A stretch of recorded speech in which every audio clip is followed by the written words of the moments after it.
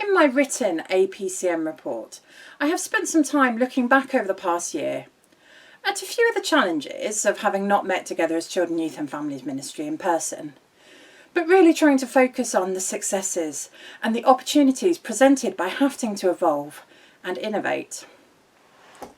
Some areas have been easier to do this in than others, of course. The online services for all ages and the subsequent in-person all-age services have been a huge success. Accessed not just by families in the parish, but from some further afield, as well as being used as an example for others to emulate and to learn from. However, things are starting to change, aren't they, for the better, enabling us to start gathering together again.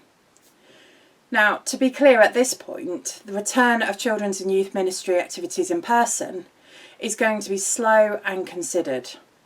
There's a need to keep everyone safe and to consider the needs of everyone. Our children and young people, families, and the team that support them all need to be taken into consideration.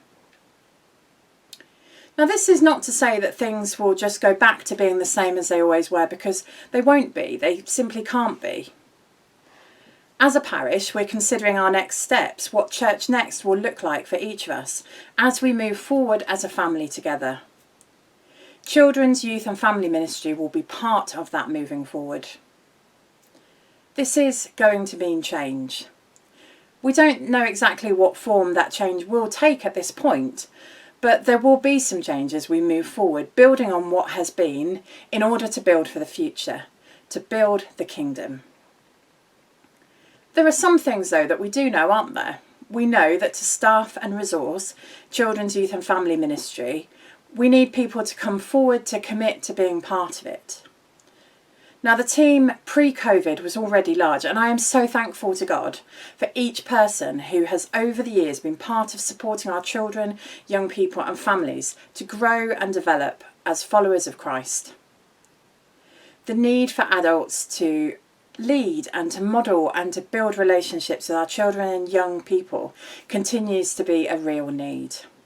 If anything, COVID means that we need relationship to be known, seen and heard more than we perhaps did before, and that's the same for our children and young people. However, there was a seed that was sown during the pandemic, almost out of necessity, in our children's and youth work that we want to continue to nurture, in the form of smaller, perhaps more organic gatherings of peers, of families learning and growing together. And this will be part of the plan, equipping parents and others to have the confidence to support and resource their children and their friends. This will be part of the plan too, building on the success of the shortened Kindle trial that we did from before lockdown, alongside more intergenerational opportunities to worship and gather together, a little bit like we have in person in those all-age services that we've held over the past months. More on this and on other ways that we're going to grow and develop together as a church family of all ages, with different needs and personalities, gifts and skills, will follow as part of the wider Church Next process. What I want you to know, though, is that our children, young people and families are a vital part of the family of Chilwell Parish, and we are listening and caring as we move forward.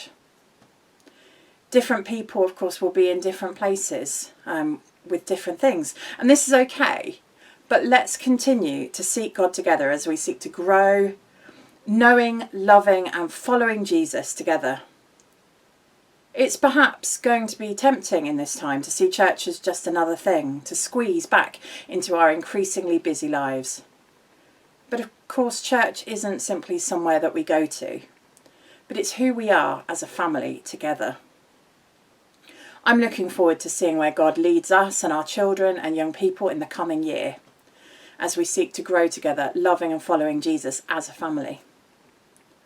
So what can you do at this stage? You can first and foremost pray.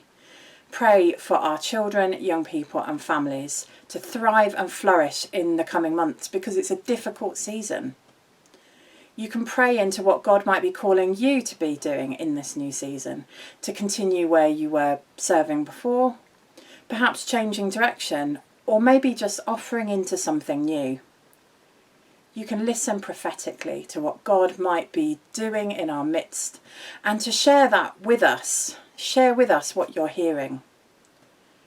One thing we do know, though, is that God will speak, God will lead, and God will be with us on the journey of the coming days, weeks, months and years as we go together as a family.